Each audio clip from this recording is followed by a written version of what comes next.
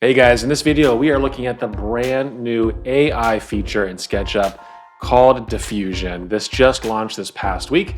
And if you open SketchUp, you might have seen an ad for this already. You guys can download it as part of SketchUp Pro for free. Just have to install it. So in this video, we're gonna test it out and see how well AI is working in SketchUp. For those that don't know me, my name is John Kapler. I specialize in teaching SketchUp and V-Ray to professionals in the most efficient manner. So now that you know me and what I do, let's dive in. All right, so when you open up SketchUp for the first time, you might see this pop up here. I clicked the button there and nothing happened for me. So I had to go through the extension manager, search for Diffusion, and once I found it there, I went ahead and installed it. Now, once installed, you will get a little toolbar set right here as one button, so very easy. So that's there. We'll leave that here for this test. And let's just go ahead and bring up an example model from the 3D warehouse. For our first one, we'll do an interior scene. This is a living room scene by Shapes Park called Stylish Living Room. So we are going to load this into SketchUp here. Okay, so that's dropped in there and we can kind of pan around and see the structure. We've got two windows on that side. Looks like just a box. So we're going to go ahead and do a section cut here. Good. So this is our first scene. So let's go ahead and click the Diffusion button. And you'll notice this little pop-up here. It's nice and simple. At the top, you have an area for your prompts. And down here in this section, it's still loading. Love that. Okay, apparently it didn't like that. So let me just escape out of there. Click this again. This is probably a good time to mention that this is still in kind of a testing phase. There's a nice message down here. It says it's early days for SketchUp Diffusion. That's their way of saying, hey, there's still bugs in this. This is the first draft, so don't expect too much. So that being said, at the top here, you do have your prompt, and in the next section, you select a style. So you can select no style here if you have exterior photo or a watercolor, let's say. So we have just a model, so just for this test, I'm going to go with no style, and we're just going to do some prompts. So let's go ahead and say New York loft. All right. And then the settings section, you can adjust these sliders. The first one is for model geometry. So you can tell AI how creative you want to get with your geometry. But the default is 0.9. So I'm going to set this up a little higher so it sticks closer to the geometry I have specified here. Prompt influence, we'll keep that at 9 for now just to test. And let's click the generate button and see what we get. Okay, so those generated 3 images down here. You can scroll down and I can expand this as well. And click on one of these. So here we have, put in a wood floor.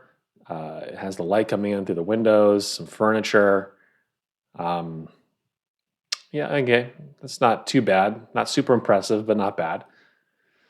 Here again, we have a wood floor dropped in, some interesting paint colors on the wall here. And the last example, this example's got a little more textures here. We've got some leather and some funky colors on the chairs here. So, all right, so how can we refine this? And this is, so far, the problem with AI in SketchUp and V-Ray is the lack of control.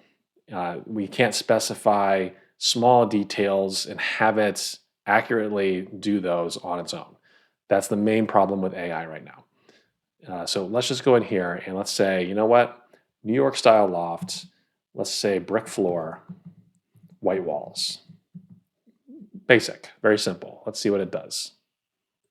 All right, so this is what it presented with us. So it's got a brick wall, not a brick floor, but no white walls either. So it's not listening to our instructions very well. Here we have the white walls, but we still have a wood floor. Let's check out the third option here. We've got wood floor and brick walls. So again, it's not very respectful of our prompts. Now, if we change this slider to prompt influence, let's do the same thing here again. So we'll keep this as is and click generate and see how well that slider actually functions. If it does what it's supposed to, we should see a brick floor and some white walls. Let's see. All right, so that finished up. Here we go. First example, wood floors, brick wall, not listening. We've got another wood floor and white walls. Again, kind of listening. Here we have gray walls and a wood floor. So not really seeing how the prompt influence is affecting the results. It kind of seems like it just does whatever it wants to. It's not really respecting our prompts, or maybe our prompts are in the wrong format that it doesn't understand yet. Either way, again, the control factor here is not present. We don't have a lot of control over what AI is giving us. So this is an interior scene. Again, you guys feel free to play around with some of the other styles and other prompts that you guys can think of. This is just a first test of this tool, and so far I am not really impressed with it. But let's kind of switch gears and focus on exteriors. Maybe it's better for an exterior scene. All right, so let's close out Diffusion. Let's go to a new from template. And we'll just select a plan view. All right, go back into the 3D warehouse. And for this one, we are going to search for a colonial revival house. There's a model out there by Ross, R-O-S, which is right here. And we're going to download this and put it in our model. It's loading in all the materials. There we go. So let's zoom in and just kind of get a nice corner shot here. There we go. And let's click on Diffusion. All right, so it has a nice little thumbnail there of what we're seeing. Again, we'll keep no style selected. And let's type in, let's see, structured gardens, brick, let's do a circular driveway. And let's say green grass.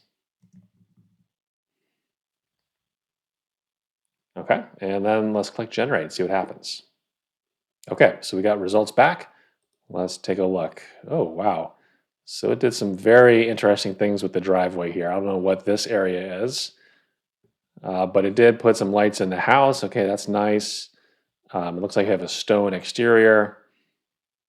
Let's just go into the next one here. All right, this one is a little more close to what I said.